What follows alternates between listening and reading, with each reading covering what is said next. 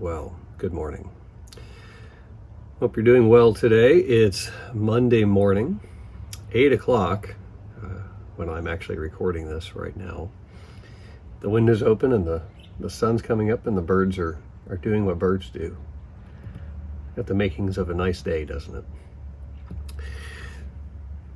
So I wanted to spend some time in Proverbs 9 this morning. It's such a wonderful bit of scripture, wonderful part of Proverbs. When I read in Proverbs, I love having a few translations open because, I like doing that anyways.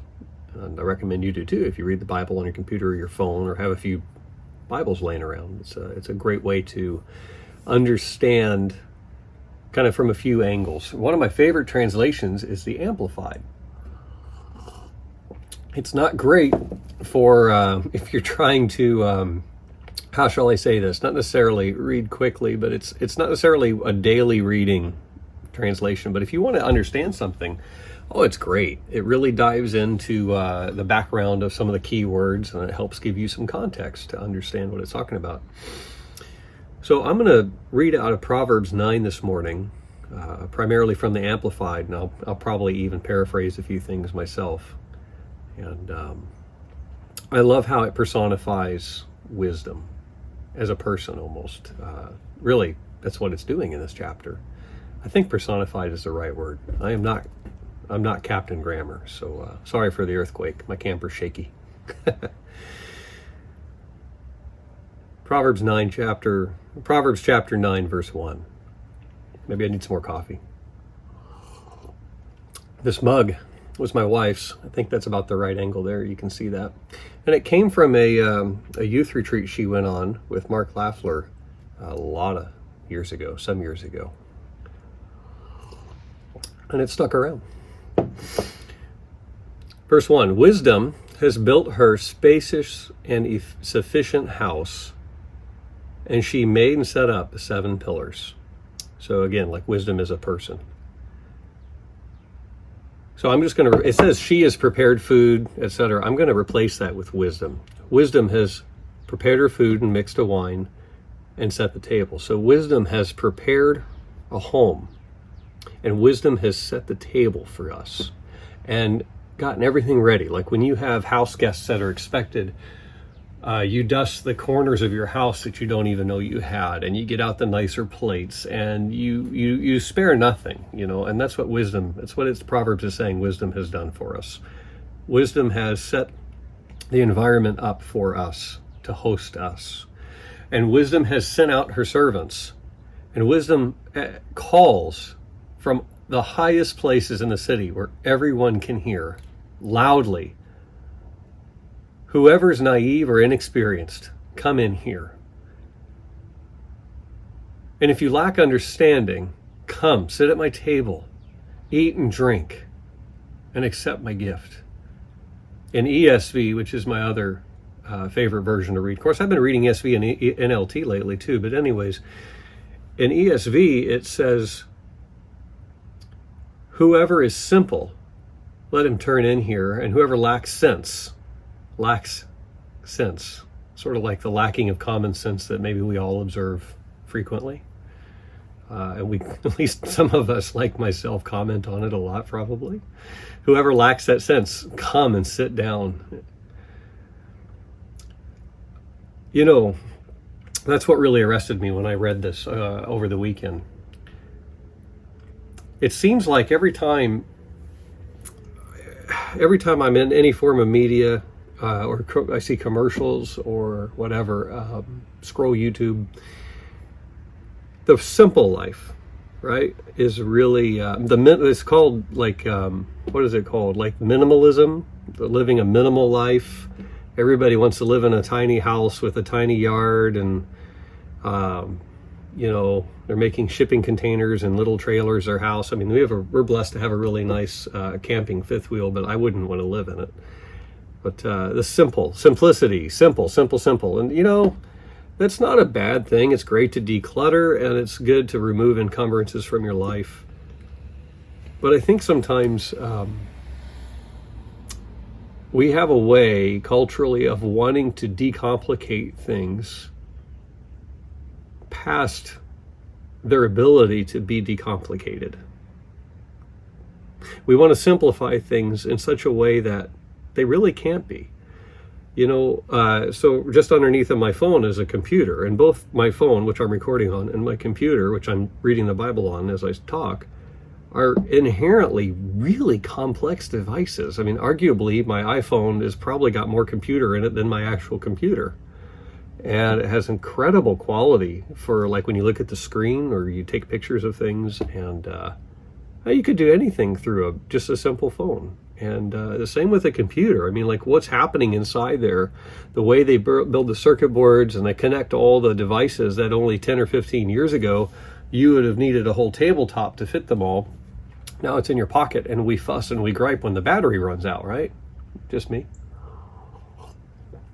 So you really can't oversimplify some things. I mean, take a car. If your car's broken down, you can't just oversimplify that. You have to take that to an expert if you don't know how to repair it yourself. And that person has been trained and has years of experience understanding how to go under the hood and find just that one wire or that one nut or that one bolt or the leak or whatever. Take your body. I mean, if anything, in this virus issue we're all, in the world happening right now, there's nothing inherently simple about the way God designed our bodies. There's a real beauty to it, but it doesn't mean it's very simple. And yet, for years now, I've watched humanity as a culture dive towards, let's simplify everything. Everything has to be simple. And it's great when things can be simple and tidy, but sometimes they can't. And I feel like it's almost the wrong fork in the road to take. Not that we have to complicate everything, but instead of trying to simplify everything,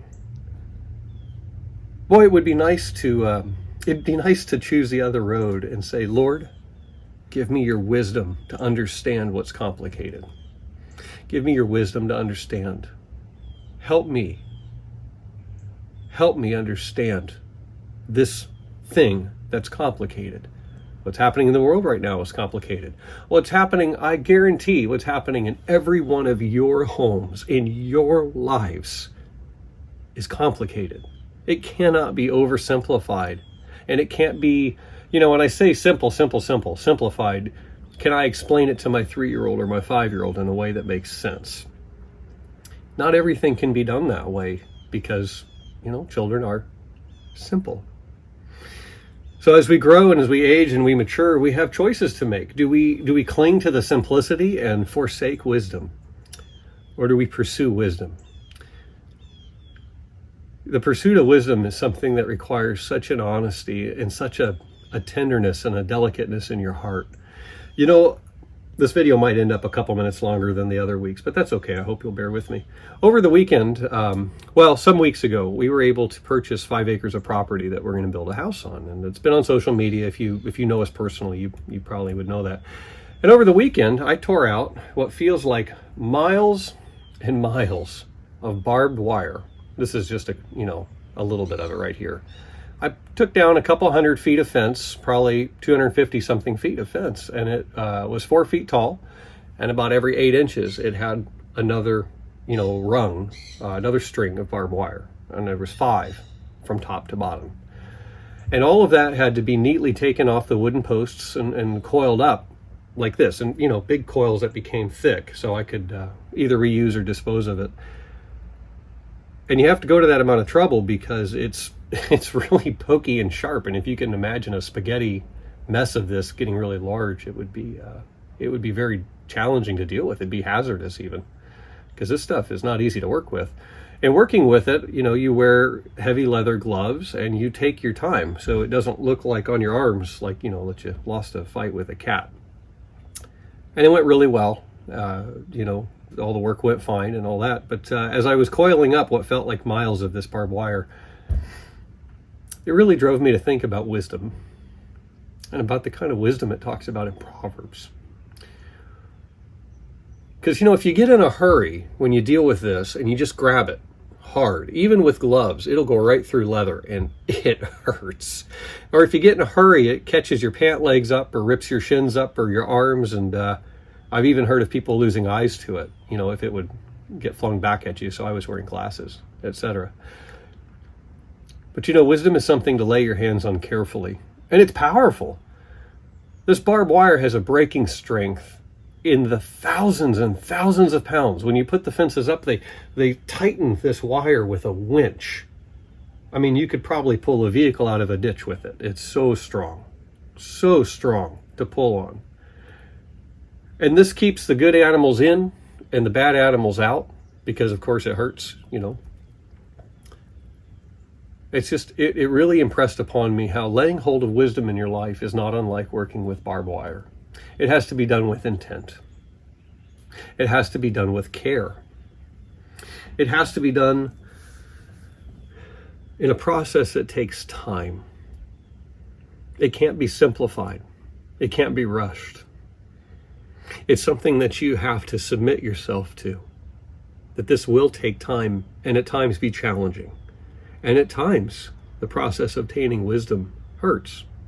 In this world where we all, every year or two, you call your internet provider and you say, hey, I want to pay as little as I can, and I want as fast an internet as I can, up and down, okay? Right? Who doesn't do that? Everyone does that at some point, because we want it now. Wisdom is not like that. It says in, verse 6, leave behind your foolishness and the foolish. I'll add the foolish things and the foolish people in your life. Leave those things behind and live. It's quite a choice. Walk in the way of insight and understanding. He who corrects and instructs a scoffer gets dishonor for himself, and if you rebuke a wicked man, you get insulted for your trouble. So don't bother correcting a scoffer. A scoffer is one who foolishly ridicules and takes no responsibility for that error. That's sort of like grabbing a hold of 20 or 30 feet of barbed wire and just trying to grab it and manhandle it. I guarantee you'll be bleeding and it'll be wrapped up. See, it just moved and you saw me recoil because I got a lot of respect for it. That's what it's like to be a scoffer. You're going to pay for it. If you correct a wise man, however, in verse 8, a wise man is defined as one who learns from his error. He'll love you. Do you love people who correct you? It's not easy, is it? Give instruction to a wise man, and he'll become even wiser. If you teach a righteous man, he will increase his learning. Now, one of my favorite verses in the entire Bible, Proverbs 9:10, the reverent fear of the Lord, and that is worshiping him and regarding him as truly awesome, is the beginning and the preeminent part of wisdom. Preeminent, the most important, the foundation upon which everything else rests. Preeminent part of wisdom. It is the starting point and its essence. And the knowledge of the Holy One is understanding and spiritual insight. Verse 11, for by me, wisdom from God, your days will be multiplied and your years of life shall be increased. If you're wise, verse 12, you're wise for yourself, for your own benefit. If you scoff, if you thoughtlessly ridicule and disdain, you alone will pay the penalty. So, back to where I started. The temptation exists to oversimplify, doesn't it? But we can't. At times, things have to be complicated and sometimes even really challenging and sometimes unpleasant. But if you take your time and you embrace the process and you don't get in a big hurry and you look for those who've been down the road before that you're on and you seek guidance and you seek correction and you accept correction even if you weren't looking for it, I'm telling you, wisdom as a prize is above the worth of all else in this world. So take care not to oversimplify things when it's not able to be done, and seek wisdom. Amen? Thank you for joining me today. Next week will be shorter. Hope you have a great week. Enjoy your coffee.